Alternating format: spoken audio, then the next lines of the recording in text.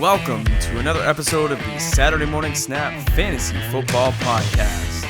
Your weekly dose of news and advice that comes to your pocket every single Saturday.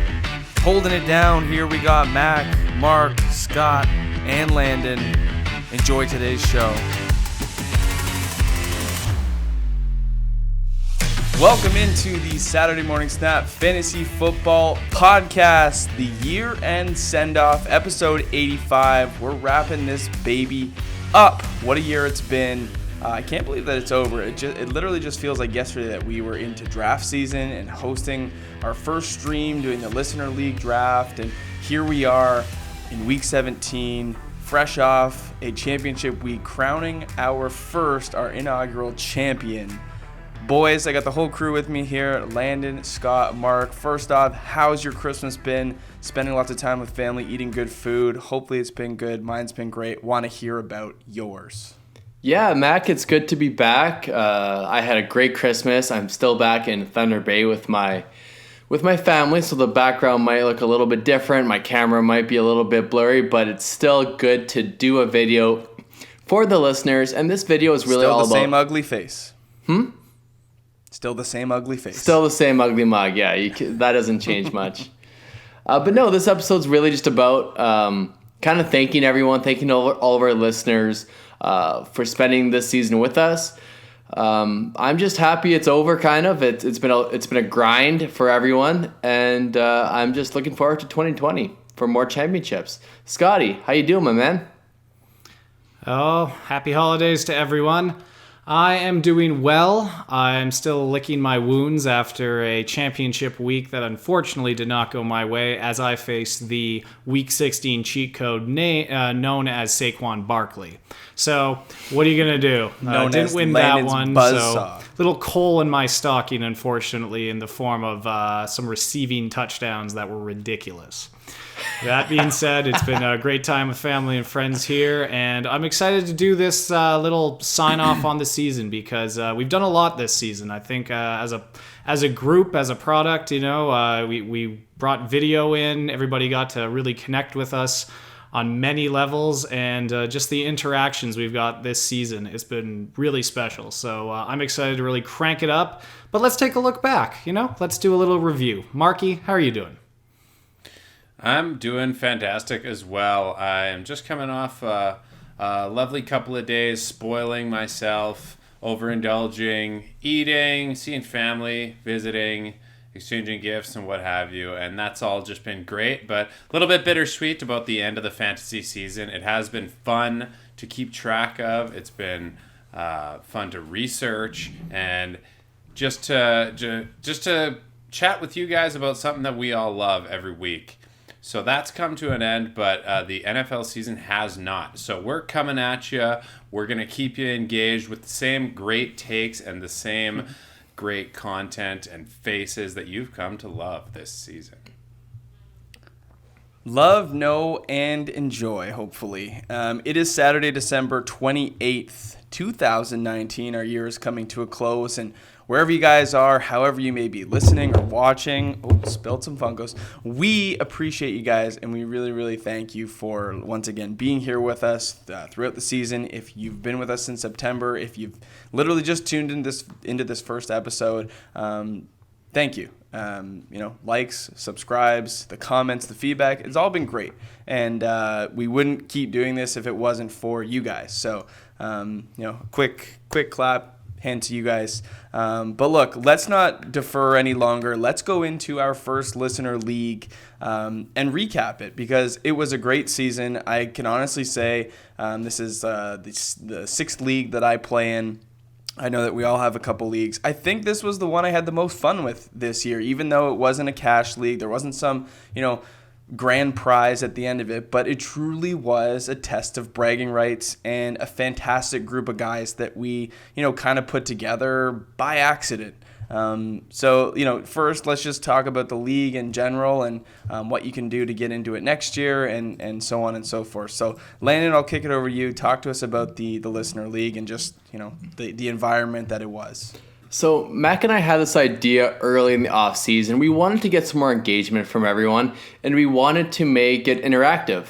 For myself personally, I was a little bit pessimistic. I didn't think we'd have strangers, for lack of a better word, want to come in and play with us. And then I was sorely mistaken. Mack had some guys he'd interacted with on Sleeper before. We have a guy we mention almost every week, Eric Easy, come in and join the league and become a super fan.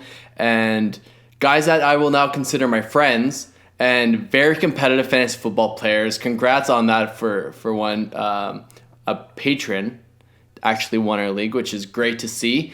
And yeah, we toyed with different formats. We definitely knew we were going to be on Sleeper. It's been one of the best apps. I remember when it used to just be a news app for me. I used to get news. They pull news from like Schefter, Rappaport, Roto World, everywhere just to get the news first. Now it's been a great platform, and maybe eventually we'll have all of our platforms on Sleeper. But maybe next year it changes. Maybe it doesn't. What we know for sure is that Stash Minshew, Brayden will be a part of the league, and next year I'm gonna say we got a rate and review. Maybe we'll do video entries. If you create a video or podcast or audio and say why you want to be in the league and why you think you deserve to be in the league. I don't want to see your cabinet of first place finishes. I want to see why you're going to be active and ready to support the SMS crew. Yeah. Let's do a round of applause here for Brayden Honaker from West Virginia. Shout out to you, buddy. Fantastic year that you had.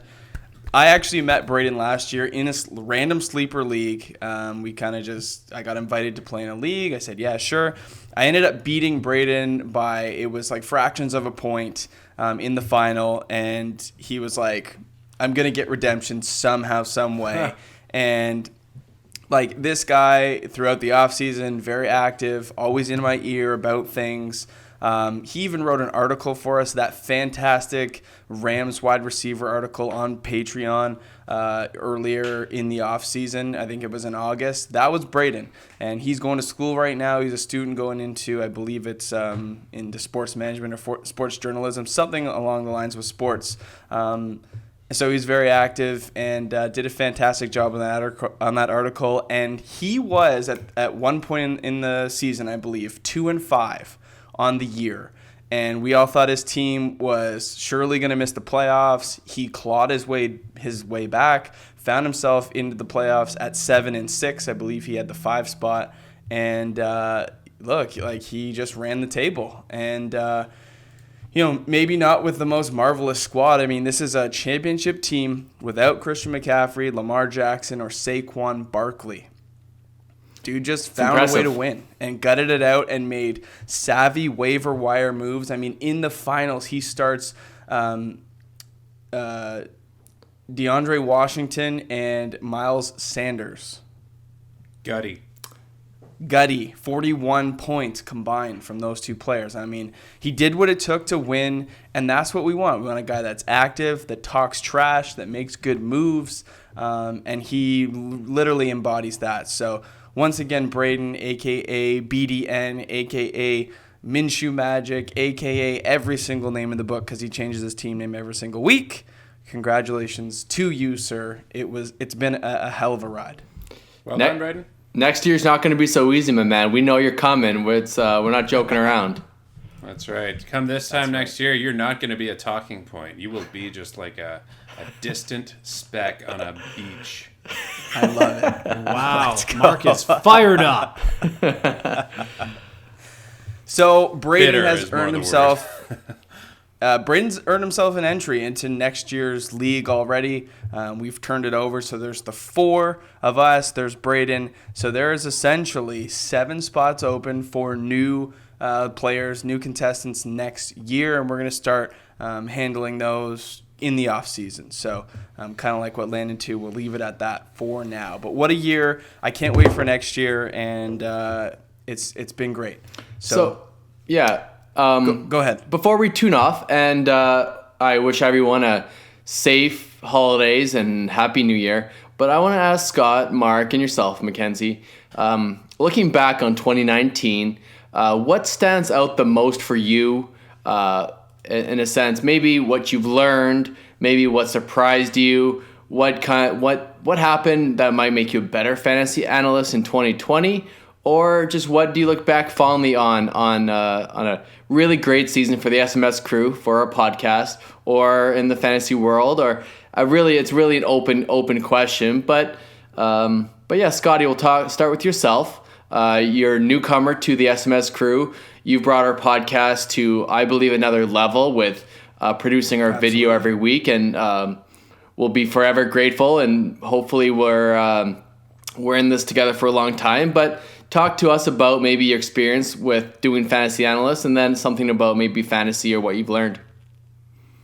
Well, I'd love to kick that off. Yeah, this has been my first season with you guys here on the SMS, and I really think that as a group we have grown by leaps and bounds, and getting our beautiful mugs up on the camera or on the lens was an important part of the experience for everyone.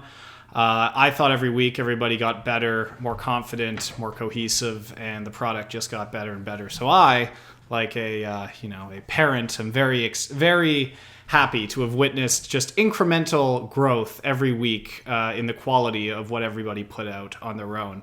As far as me actually being an analyst and things I've learned this past 9 months or about whatever I've been doing, it's been a lot. The main point that has stuck out to me that I will always now carry with me basically was cemented last week in the fantasy finals. You can never have too much depth. And this is something that I think it can be a little easy to forget when you have a top-heavy team where you're locking in studs every week. As someone who lost Mike Evans before a massive finals and then ended up starting Tyler Lockett and DK Metcalf, wide receivers on the same team, to then watch a game that was horrific for that entire offense, it really hammered home the point that you really have to make sure, no matter how good your starting lineup is, you really got to be wheeling, dealing, and watching the waiver wires to make sure you have a couple options when, at the worst time, Derrick Henry owners will agree, something that's a lock for you becomes the great unknown, and it's always at the worst time. So what I learned this year was no matter how good your starting lineup is, you really always have to be developing your bench, even if you think you're leaps and bounds ahead of most of your competition. As far as the podcast, I've had a blast with you guys, and I see this as a real rocket ship. I think that we really improved, and the sky's the limit for this. I see us really taking off, and I think next fantasy season is going to be insane. Boom. Beautiful. Well done, Scotty. I'll take that as a segue into my points that I have to make, and really, this has been my most involved year as a fantasy player and analyst. I've loved all of it. It's almost kind of pushed a few other priorities in my life to a back seat, but I don't have problems with that because I've been content as a fan, but now there's a lot more to consider. I think on a week-to-week basis, it allows me to enjoy the NFL more, which is something that I really didn't think was a possibility, but now I find myself to be an even bigger fan, almost less partial to my favorite team, which is the Buccaneers, and always will be. But I'm more so looking for individual performances, and I'm more open to, finding a bright spot on a team that otherwise would not interest me. So that has definitely changed for me as both a spectator and an analyst. So when talking about... Yeah, keep going, Marky. Yeah, just another thing that I really noticed, something that took me by surprise, I would say, as a general consensus, is that I find the receiving running back to be a bigger commodity than ever right now, and I definitely think that in next year's drafts, I'm going to be eyeing up guys that are more adept to pass catching, guys like Austin Eckler this year, who would have just absolutely won championships for teams this year. To look at players like that who are just more dynamic on the field, they're becoming more and more of a thing in today's NFL. So, yeah, the pass-catching running back, the more dynamic players are just getting churned out. And I find it really entertaining and awesome for fantasy teams. So Yeah, absolutely. If I can say one more thing, it's that the Chiefs, as dominant as they are, never really managed a running game this year. And I just find that to be interesting. That's true. So How there many, you have it. That's my year in a nutshell. How many touchdowns did Pat Mahomes have on the season? Are you going back to your bring bet? that up? All right. I'm pretty sure it was it sub 30? 40. Well, our bet was sub 40. Yeah. So on the year, how many touchdowns does he have passing? Or did we say total? Total. Yeah. So he's got 27 total. And any rushing? Yeah, 27. Like that's 25 passing, 2 rushing. So as long as Pat Mahomes goes off for 13 touchdowns this week, you should be good. It seems like I lost a bet, but Mack is being a little bit coy if this is your first time listening, and we'll let him have it because, well, I know his teams didn't really give him the confidence he needs right now, so we'll have to let his bets do the work for him. Ooh. That's right. Yeah, this is the first season I'm walking away from my leagues without a trophy. 2 seconds and a third. Doesn't feel great, but it is what it is. But Mackenzie, What I learned from fantasy this year is that you have to rely on the fantasy community for whatever you need, whether that be advice, whether that be more statistical knowledge, whether that be another opinion, whether that just be someone to entertain you.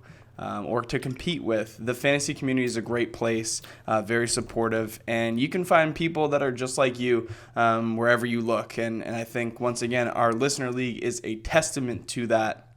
We found 8 really, really great guys to play fantasy football with and had a blast. So the fantasy community is a wonderful thing, and I think that you guys should all leverage it as much as you can. So if you want to get us on social media, Twitter and Instagram at SMS_fantasy, you can do so there.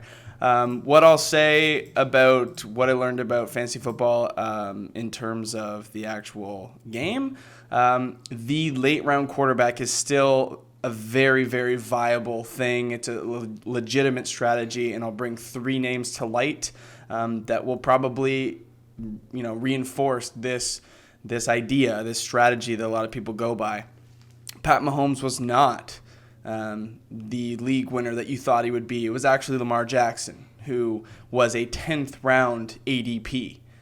So we're talking about a guy that got drafted really late, that people didn't believe in, and he stood out and won people championships. Jameis Winston finished 3rd fantasy quarterback on the year.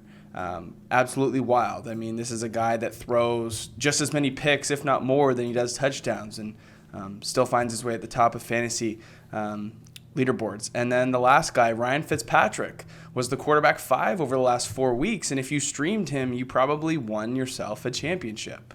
So it's crazy to think, but guys like those guys can still make a huge impact. So pay attention to the late round quarterbacks, spend your draft capital there, something to think about for next year, and pass up those Pat Mahomes and Deshaun Watsons and Aaron Rodgers in the first 5 rounds. Yeah, good call. Yeah, I mean, I'll finish off, and I did want to introduce you, Mac, and say kind of thank you to our fearless leader, our host, Mackenzie. Without you, this podcast wouldn't be a thing. And you've always wanted to strive to make it better, make our information more accurate. I'm proud of the product we put out, and it's a lot to do with yourself. So I want to say thank you, Mackenzie, for a year of hard work. And I would say the one thing I've learned about fantasy football, at the end of the year, we're still all we'll never be perfect, but we always strive to get better. The 0 running back strategy, as if you're on Twitter, on fantasy Twitter, that kind of has gone out the window. Those stud running backs are extremely important. Christian McCaffrey won people championships, is probably on some of the most championship teams, and that was really just because you had the number 2 or number 3 pick. So at the same time, Saquon Barkley, even though if you got lucky enough to get into the playoffs, he won you championships 2 years in a row. He won everyone last year, and same with this year, and potentially Alvin Kamara as well. So it's amazing how perceptions change over the course of a season. Guys like Joe Mixon were written off early on, and the buy lows were there if you had the ability to go and do that. And it's a whole learning process the whole year round. You have to stay water. You have to change your opinions. You have to look at opportunities, look at matchups, and hopefully with our help, you get to know us and we can help you win championships in 2020. That's what it's all about. Yeah. Well, listen, I think we're getting as long as we need to be here, guys. The real goal for us over the next couple weeks leading up until Super Bowl is to stay here, stay with you. We're not going to be doing any waiver episodes on Tuesdays. We're not going to be doing any Sunday live streams. Maybe the odd one here or there, but we do want to do something for the playoffs. We're trying to figure out what it is. I know there's a playoff challenge that I can't remember where it's hosted either. It's NFL.com, I think, is what it was last year. NFL.com, I think you're right. We might be doing something like that where we post it out to our followers and we can maybe do like a fun contest there. But we're going to stay with you every single week until Super Bowl, and then we plan to take a little bit of a break until the draft starts up. So that's kind of our schedule here as of now, and just trying to be transparent with you so you're not like, where'd the SMS boys go? Why'd they disappear? But that's probably where we're going to leave it. When you guys listen to this episode, I'm going to be in Cuba, relaxing, chilling on the beach. So next week, you're going to be without me next week, guys. You're going to have to figure it out and prepare for first round of playoffs. I'm excited for the playoffs. I really want to see the Packers make a big run. Shocker. Hopefully your Vikings get in. Sorry, Mark. The Buccaneers are going to be on the outs. Give me really quick before we go. I know it's super early, and we're not even into Week 17 yet. Who's going to win the Super Bowl? And we'll close this thing down. New Orleans Saints. It's got to be the Minnesota Vikings. It's going to be the New England Patriots. Oh, no. I want the Green Bay Packers to win. I think the Ravens are going to win. There you go. We had to have a Ravens. They're just so good. Yeah. They're just so good. Well, listen, thanks again for a wonderful year. We really appreciate all your support. Keep following us on social media at SMS_fantasy. Keep liking and subscribing to our YouTube channel, Saturday Morning Snap Fantasy Football Podcast. For Mack, Scott, Landon, and Mark, we are out. We'll see you next week. Thanks for listening to another episode of the Saturday Morning Snap Fantasy Football Podcast. Follow us on Twitter at SMS_fantasy. Support this independent podcast at patreon.com/Saturday Morning Snap.